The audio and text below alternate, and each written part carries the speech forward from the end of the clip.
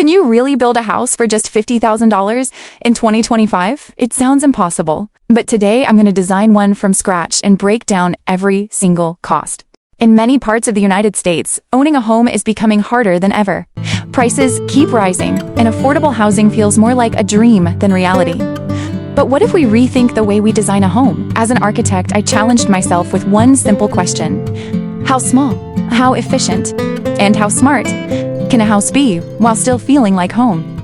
This is the layout, a compact one-bedroom home designed with an open plan to maximize space. Every square meter is carefully planned, nothing wasted, nothing excessive.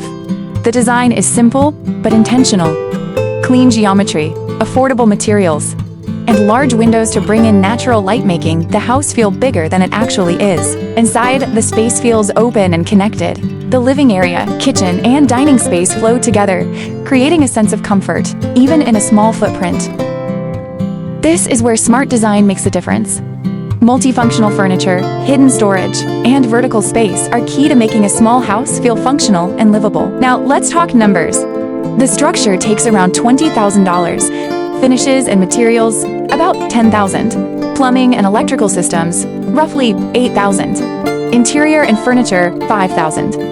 And the rest goes to miscellaneous costs, bringing the total close to $50,000. With efficient planning and simple construction methods, this type of house can be built faster and with less waste compared to traditional homes.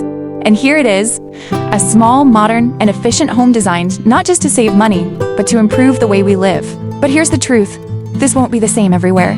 Costs vary depending on location, labor, and materials. In some areas, building a $50,000 house might be extremely challenging, or even impossible. So what do you think?